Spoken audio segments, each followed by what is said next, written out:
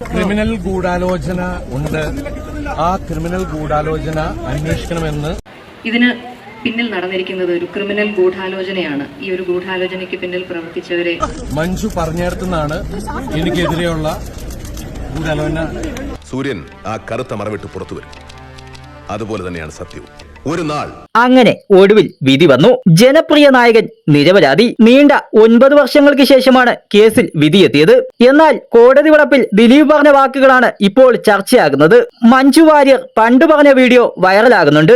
നടിയെ ആക്രമിച്ച കേസിൽ ഗൂഢാലോചന നടന്നിട്ടുണ്ടെന്നും കൂടുതൽ അന്വേഷണം വേണമെന്നുമായിരുന്നു മഞ്ജു അന്ന് പറഞ്ഞത്. ദിലീപും അതാണിപ്പോൾ കോടതി വളപ്പിൽ പറഞ്ഞത്.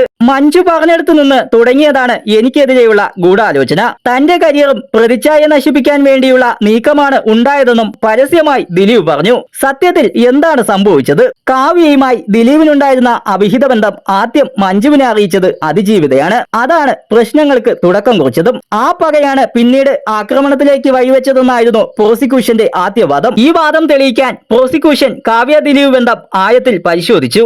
ഏറ്റവും ചർച്ചയായത് മഞ്ജു വാര്യരുടെ മൊഴിയാണ്. ദിലീപും താനുമായുള്ള ബന്ധം പിരിയാനുള്ള കാരണം മഞ്ജു പരസ്യമാക്കിയിരുന്നില്ല. എന്നാൽ അതിജീവിതയുടെ വിഷയം വന്നതോടെ വിഷയത്തിൽ മഞ്ജു വാര്യർ കോടതിയിൽ തുറന്ന് സംസാരിച്ചു. കാവ്യയുമായുള്ള ദിലീപിന്റെ ബന്ധം കണ്ടുപിടിച്ചതിനെ കുറിച്ചും തുടർന്നുണ്ടായ സംഭവ വികാസങ്ങളെ കുറിച്ചെല്ലാം മഞ്ജു സംസാരിച്ചിരുന്നു. എന്നാൽ കേസിൽ ഈ വാദങ്ങളൊന്നും നിലവിൽ ദിലീപിനെതിരെയുള്ള തെളിവായില്ല. ഇനി ദിലീപും മഞ്ജുവും തമ്മിലാകുമോ യുദ്ധം? ആരായിരിക്കാം ശരിക്കും ഗൂഢാലോചന നടത്തിയിട്ടുണ്ടാവുക? നിങ്ങളുടെ വിലയേറിയ കമന്റുകൾ രേഖപ്പെടുത്തുക.